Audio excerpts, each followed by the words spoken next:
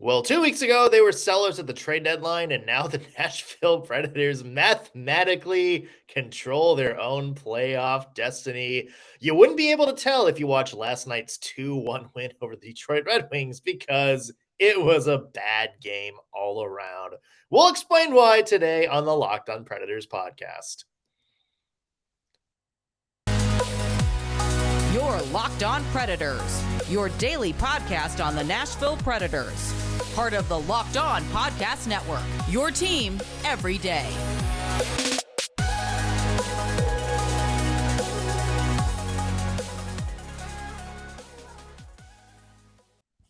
Thank you for making Locked On Predators your first listen of the day every single day. We are your free daily Nashville Predators podcast, part of the Locked On Podcast Network, your team every day. I'm Nick Morgan. I'm a writer and editor at ontheforecheck.com, and I have a partner in crime. You do. I'm Ann Kimmel. I'm a writer and editor at InsideThePreds.com. Today's episode is also brought to you by FanDuel Sportsbook, the official sportsbook of Locked On. Make every moment more. Visit fanduel.com/lockedon today to get started. And we're officially marching towards the playoffs, baby. What is going on? Like, I'm not great at math, but I looked yesterday. I'm like, wait a minute. I'm going to need someone to double check my work. Yeah. So in case you don't know what we're talking about, the Winnipeg Jets lost to the Carolina Hurricanes. Which means the Predators are 4 points back with 3 games at hand. Do some more math, and you see that the Nashville Predators control their own playoff destiny by virtue of having more possible remaining points by the Winnipeg Jets and also more possible remaining points by anybody directly behind them, too. Sure, why not? Let's just make a playoff run into this whole thing. What do you think is going on with the Nashville Predators? Because let's face it, even for you and I, these last 2.5 weeks have been tumultuous at best. So What is happening with the Nashville Predators? I'll tell you what John Hines says, but you tell me what you think. What is going on here with this team? I mean, number one, they're playing some not very good teams, so that certainly helps. Yeah, you can survive that kind of performance you put out last night against a floundering Detroit Red Wings team, not necessarily against a Tampa Bay Lightning or anybody like that. I don't know. I mean, you can tell there's definitely some more energy, sort of.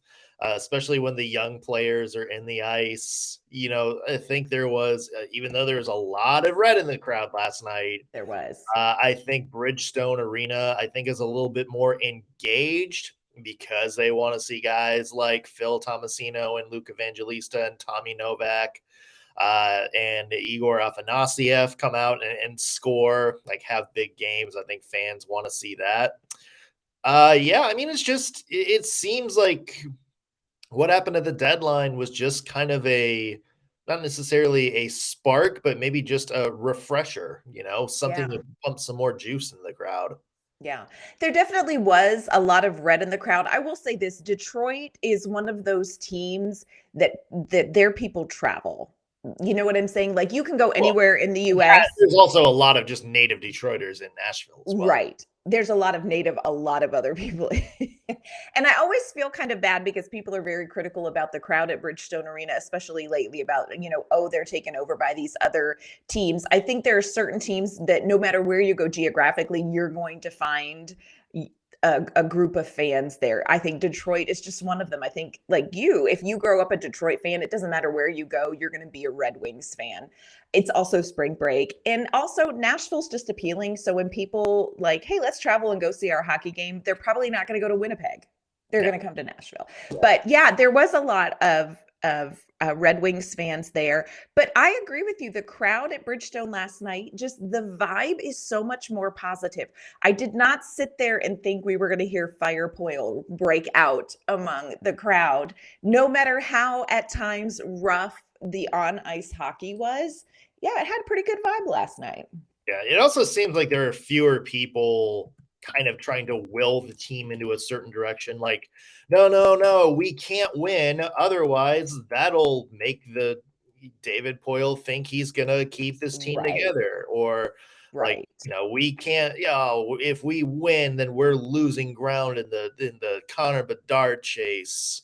Yeah. I think it's more of because it's, younger people, players you want to build around. Fans are a little bit more apt to kind of be like, let's just have fun and watch hockey and see where this goes, which is what you and I have kind of been wanting to do for 2 years now. We're like, It's so I just much want to more watch fun. hockey and see where it goes. But Yes. it seems like even the most vocal components or most vocal opponents of the let's try to make the Predators competitive crowd is now starting to be like loosening up a little bit and just being like, all right, watching the games are fun again. Let's focus on that. Let's focus on the game last night, Anne, because it was a hot game. Nashville Predators put just 16 shots on goal. That should tell you everything you need to know about this game. Scoreless in the first, Kiefer Sherwood, off a really good setup from Phil Tomasino, broke the deadlock in the second period. Third period, 2 minutes in, Tommy Novak tips in a shot from Cal Foote. That man is so good at getting into the right spots at the exact right time. Looked like Juuse Saros might have been headed towards a shutout, and then the Red Wings broke the zero-ness with a questionable goal. Yes. By Alex Chason for a couple of different reasons. Red Wings could not find another one, though. Preds hold on to win it 2-1, despite getting outshot 29-16 in this game. And what's your one word to describe this one? This for me was a rice cake game. So my one word is rice cake. So you're wanting a snack and you want to eat healthy. And so you're going to go and you're going to get yourself a rice cake and you're going to convince yourself that this is as delicious as a bag of chips or, some cookies. And you get yourself rice cakes, but mostly look, this is what's real. They're going to taste like styrofoam and they come in flavors. There's apple cinnamon, there's caramel, there's lightly salted, there's white cheddar, but basically it all tastes the same. And that is just okay. At the end, you're like, that was not the greatest thing I've ever had, but I'm not as hungry. And I'm proud of myself for not diving in and opening up a bag of Cheetos. So for me, that's exactly what last night's game was. It was a rice cake game. Like this was, we all wanted some hockey. Mm-hmm. We got some hockey. It was maybe lightly salted. At the end of the game, we can be proud of ourselves because the Nashville Predators won a hockey game and we stuck with some healthy eating. But it's not like you're going to go out and tell everybody, man, you have got to try these rice cakes that I'm eating. Well, so for me, that's what it was. The key is you got to add toppings to your rice cake, Anne. I've tried that. It's got to be like peanut butter, berries, and cinnamon. You got to make like avocado toast out of it. You got to add some flavors to it, like rice cake with avocados and tomato, like some sea salt, maybe a little balsamic vinegar. You got to spice that up. Yeah. Like, do we need to have a separate podcast where I just teach you different rice cake paraphernalia? I will say I have tried like the peanut butter and I've even thrown some chocolate chips on it, but it's a texture thing. It's the most unsatisfying texture food that there is. Yeah, I can definitely vibe with you there. I do want to know, in this great metaphor of rice cakes and hockey, who was the avocado on our rice cakes last night? It would either be Tommy Novak or Phil Tomasino. I mean, Juuse Saros for sure. I mean, certainly.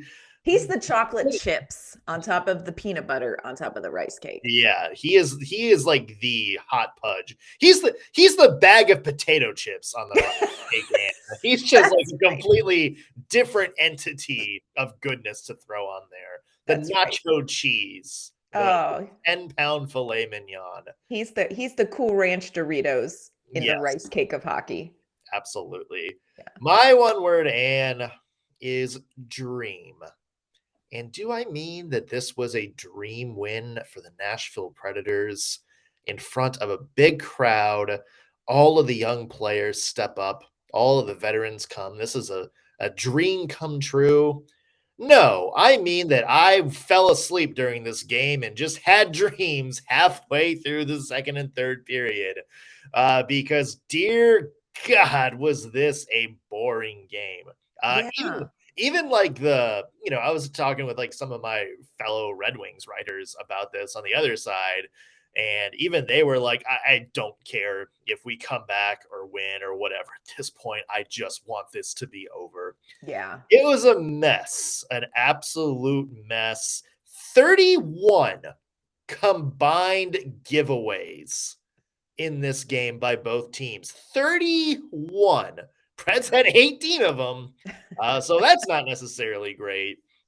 Yeah, I mean, it was just like sloppy. And, the Preds only had 16 shots on, goal. It was just like, epic teasing the entire time. It was just they would get into the zone and then boop, just turn over or, kind of half-heartedly dump it in. Yes. Only a handful of really good chances on Ville Husso, who was giving up some juicy rebounds. So there was definitely some opportunities there, but it just seemed like anytime there was a big rebound, there were 4 Red Wings between the puck and the nearest Predators. So just didn't really seem like the Predators could get anything going. And then, Red Wings had 29 shots on goal. Juuse Saros made some big saves. He did. Even those shots never looked like super threatening. I mean, there was a couple of 1 or 2 really good chances. Saros had to stop, but I mean, a lot of the Red Wings chances came from like outside, high danger chances. Yes. It was just there was no literally very little to be excited about in this game. And there are 1 or 2 things I think there are, that are good signs, that are sources of excitement. But overall, Ann, I mean, just It was a rice cake of a hockey game. it was a rice cake of a hockey game that I slept through.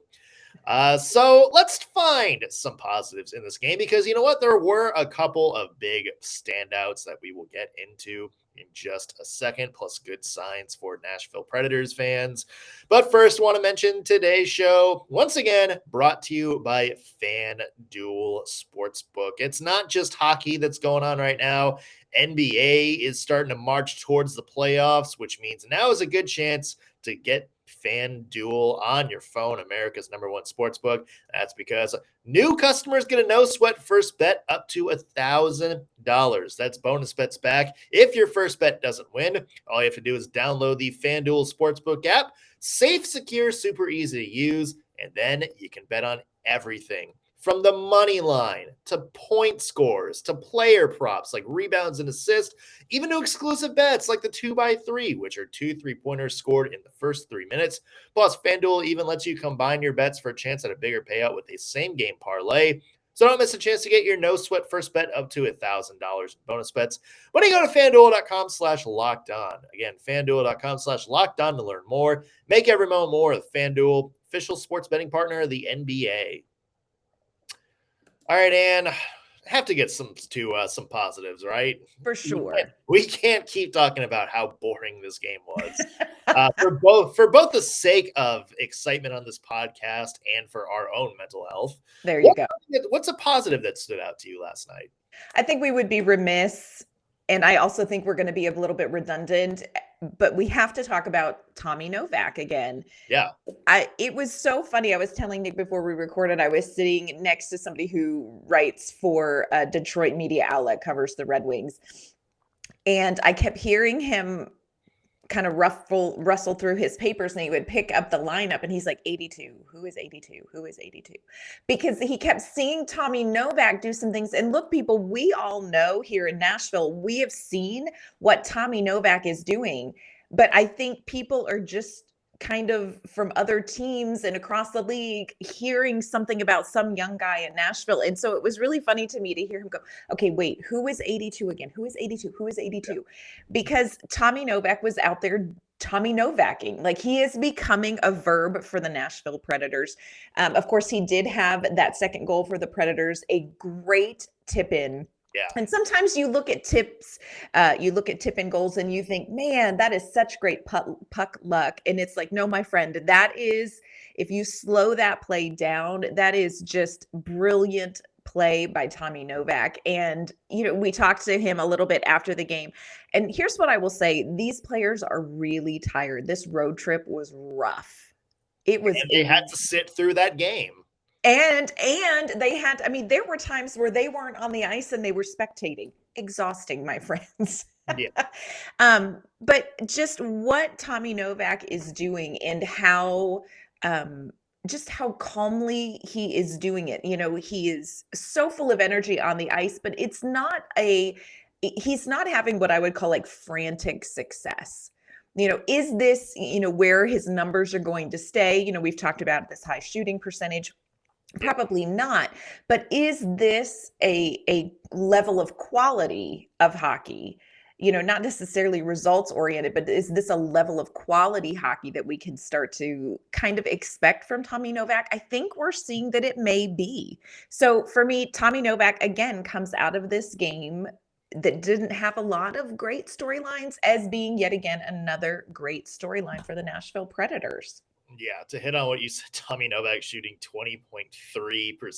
That's insane. Shooting percent. I think the big takeaway is maybe that's not sustainable. True. Because, we saw what happened to Tanner Jeannot this year.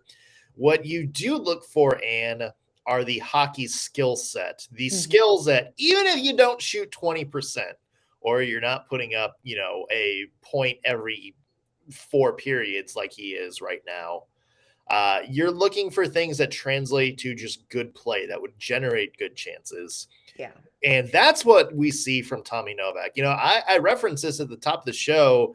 One of the things I love about Novak is just his ability to get into dangerous areas. He knows kind of where to be at any given time. He always seems to be, a lot of his goals have just kind of been a benefit of being in the right spot and the right time. And a lot of people would call that luck, but that's a skill, to put yourself, to see a play developing and wind up getting to move to the net with your stick on the ice, right in the lane of a shot to get a very well done tip, your ability to fight past defenders to get into the front of the net to put home a rebound, or to get on the other side of the net when there's just an easy pass made by somebody. That takes skill. And if you don't believe me, just look at some of the past Predators seasons where Matt Duchene was with Nick Cousins and Brad Richardson, or Eric Howla on a line, and Matt Duchene is just doing circles around defenders and trying to set people up, and would make a great pass that would either just, completely whiff or go in front of the net and Richardson's a step behind or something like that. So what Tommy Novak is doing, to me, that's a skill. And, you're still seeing kind of the defensive leash on him, but at the very least, Anne, this is a guy that if the Predators' brain trust can manage well, Tommy Novak to me is a middle six forward, a really good middle six forward that you can have on this team long term. I agree. John Hines talked a little bit in the post-game press conference. He was talking about some of the younger players too, and he especially addressed where you can put together somebody like Tommy Novak, Luke Evangelista, and Kiefer Sherwood, these, 3 kind of less experienced younger players. And he said what works so well is that when you have a player like Tommy Novak, and very similarly with less experience, Luke Evangelista, you've got these 2 playmakers. These 2 guys who are seeing the plays develop, who are reading the game at a high level. And then you add in somebody like Kiefer Sherwood, who maybe doesn't have quite that level of playmaking, but he is very tenacious and he's extremely fast. And he said that's kind of where you're seeing these connections being made when you're getting these younger playmakers and you're finding the people that they can play well with. So he was kind of highlighting that Novak Evangelista Sherwood combination. Yeah. And Tommy Novak also said, one of the things that he thinks is benefiting his game is just time. It's just time on ice. It's time playing at the NHL hockey speed. It's pucks on tape. It's just giving himself more time. And so, it's been really fun. This has been in an up and down season. Tommy Novak has really become a fun storyline to cover. Yeah. And another person you mentioned that I think should be highlighted as having a really good game last night was Phil Tomasino. Oh And my you goodness. saw that first goal, Oh my goodness. the setup to the aforementioned Kiefer Sherwood. I mean, that is a really smart heads up, veteran setup. I mean, how many times have we seen Mikael Granlund, last couple of years make that same kind of play to give Forsberg and Duchesne an easy goal? And that's what I love about Phil Tomasino is he seems to have, I think maybe the best way to put this is he seems to be able to put himself in other players' shoes. Make a Yeah. play and be like, okay, if I was Kiefer Sherwood, would I be cutting to the back net right now if I'm making this play? Or if I'm so and so, where would I be right now? Like, let me Yes. get the puck to that area.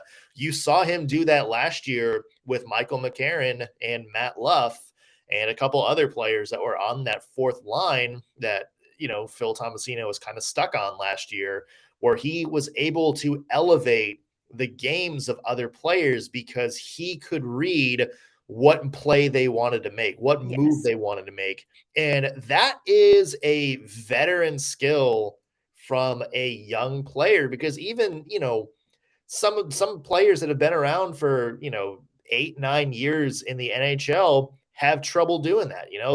They can carry the puck, they can get to the net, they can take a shot. They don't necessarily know where that teammate is going to be, or at the very least, can't get the puck to them in the way Tomasino did on that play.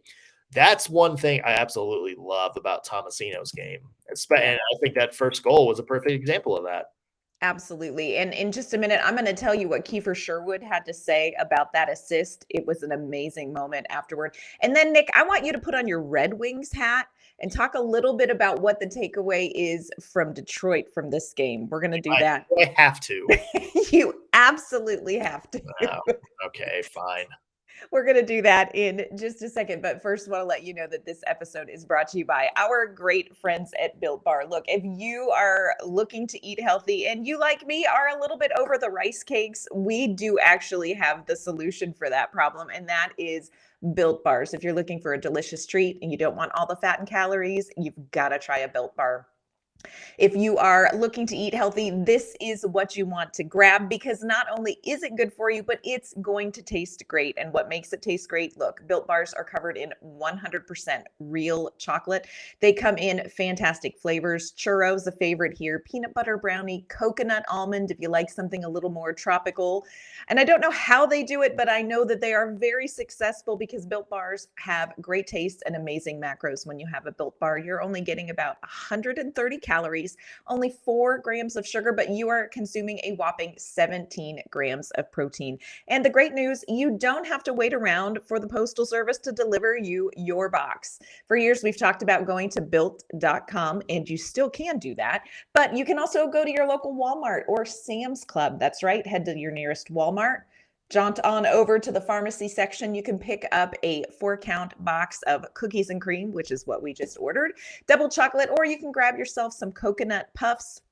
If bigger is better, head to Sam's Club and grab yourself a 13-bar box with hit flavors like brownie batter or, again, hot item here, churro.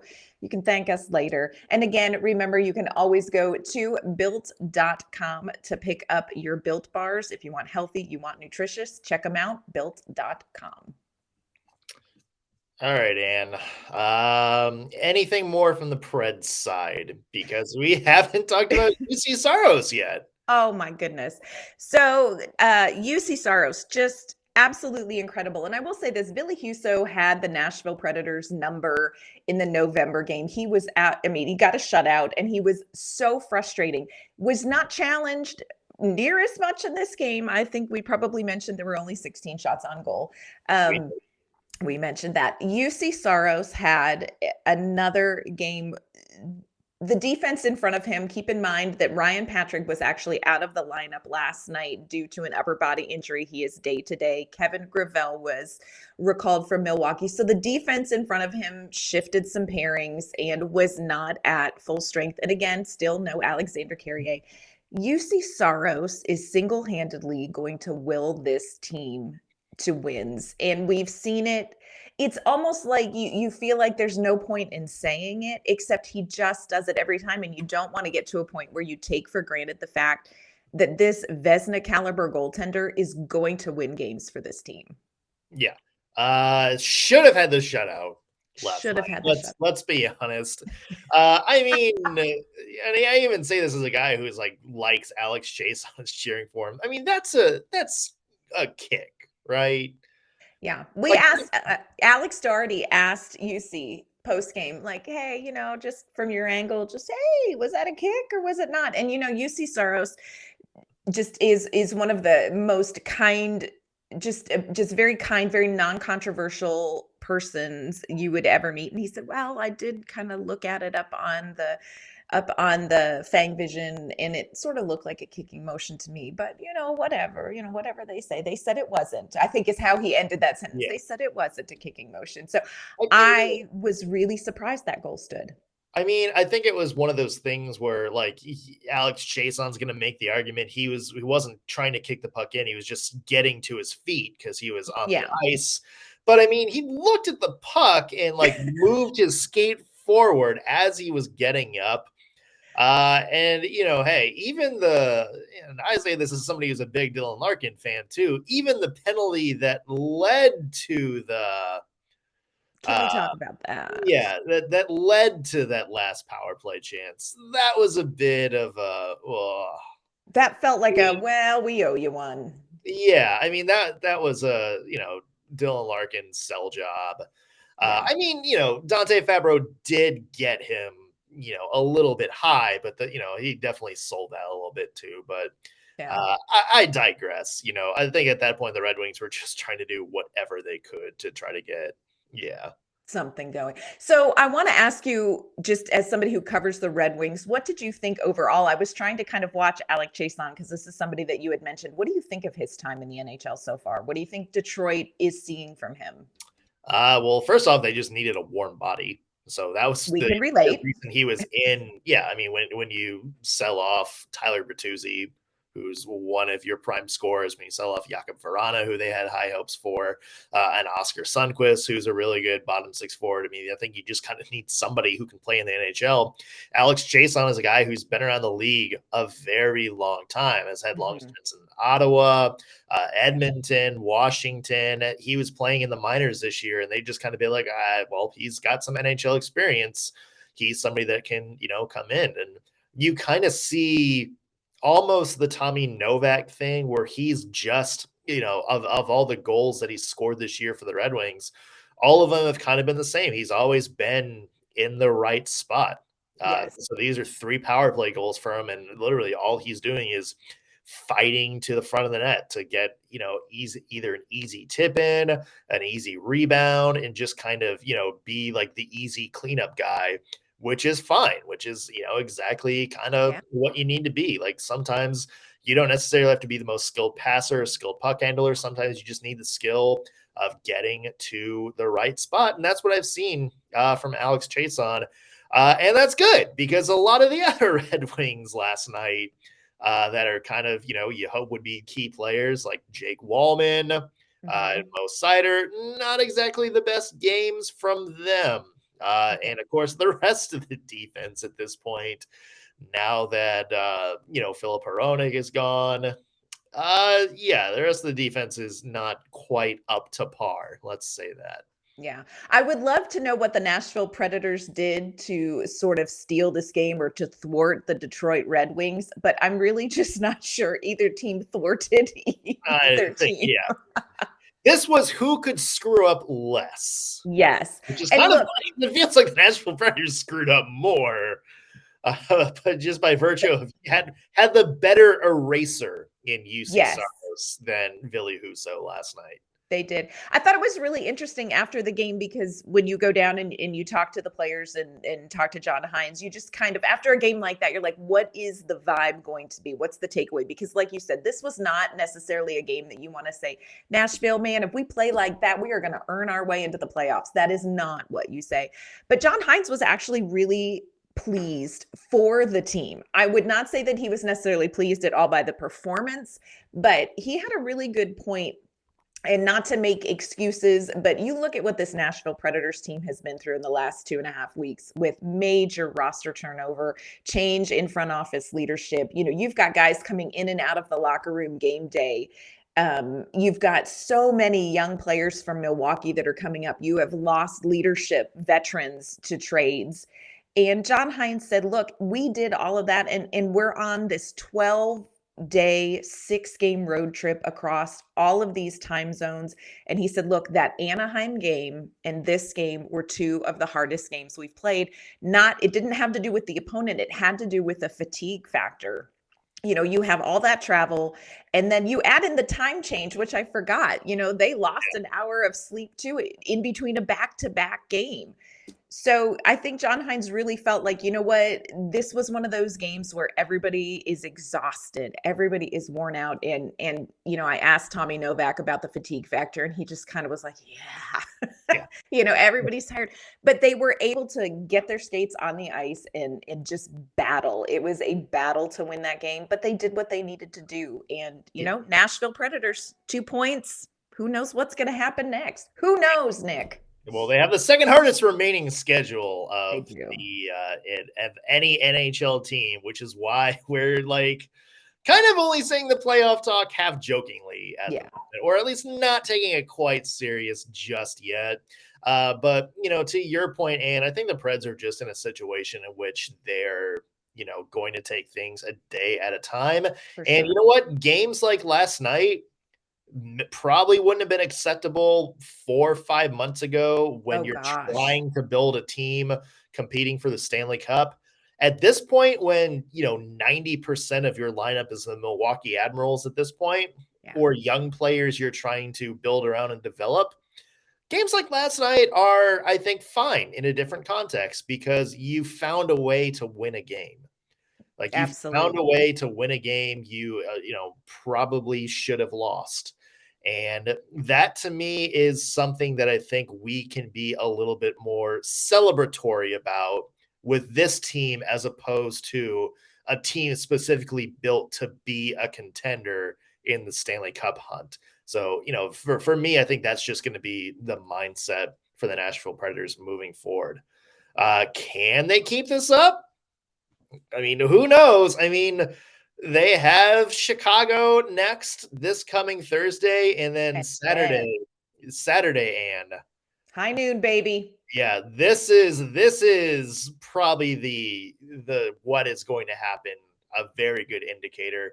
Preds host the Winnipeg Jets, who of course are the team they're chasing in the Stanley Cup playoff chase right now. The Jets have not looked good post deadline. Nino Niederreiter, what are you doing to teams, man? So we miss him. We do miss him. We miss him and his bowling dance.